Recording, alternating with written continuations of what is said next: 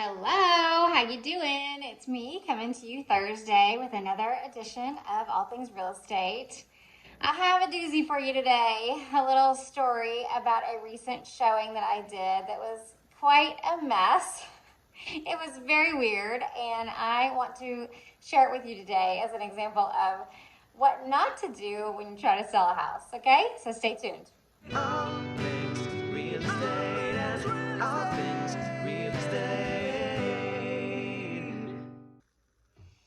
Okay, so here's the story. I was showing a house today to some buyers via FaceTime. They couldn't make it to the house, and so I often do that where I just FaceTime with people and I walk them through the house with my phone. So first thing is I pull up at the house, very standard, go up to the door, very standard, open the key box, very standard, and what happens is that the seller opens the door. And my first instinct whenever this happens is like, wah, wah. Sellers should not stay at the house for showings. Let me just tell you why. It's awkward. It's awkward for everybody. I'm in there walking around a house, showing the highlights, also showing some of the defects, right? And the seller is right there. So that's number one, why you don't want to stay at the house for a showing. It's awkward as hell for someone to be in your house talking in any way badly about it, if I have to, with buyers.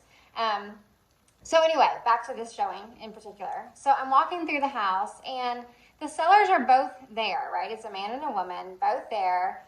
And the man is actually like cleaning the house while I'm showing it, which is really, really weird. There's cleaning supplies out. He actually has a broom.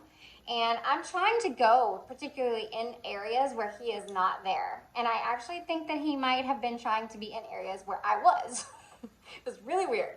So here I am with my phone. I'm FaceTiming my clients. And there's this guy walking around with this broom, kind of almost following me, I feel like, around the house, or at least trying to be in the vicinity.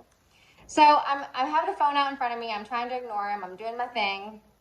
And I literally turn around at one point and I almost freaking trip over this guy's broom because he's just in my way. He's in my bubble showing this house.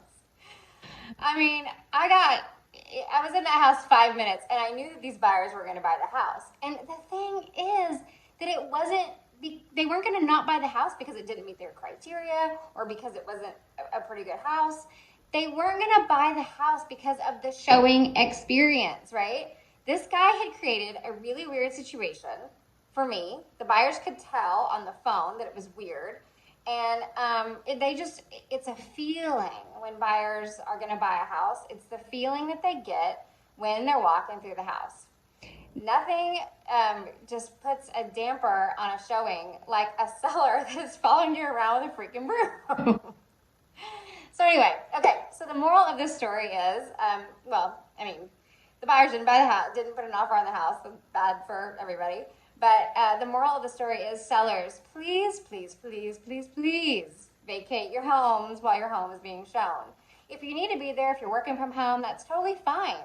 Just when an agent comes to show it, just leave. Just go get in your car, go get you a Sonic drink or a Starbucks coffee or something, and let them show the home and come back. And certainly clean up before the showing, not during the showing. That's a really bad idea. Okay, so that's the moral of the story. It's what I wanted to share with you today.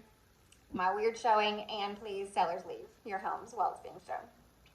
That's all I got for you today. Thanks for watching another edition of All Things Real Estate. I'll be back next week with another nugget of information for you about all things real estate. So I hope to see you then. Bye-bye. All things real estate, all things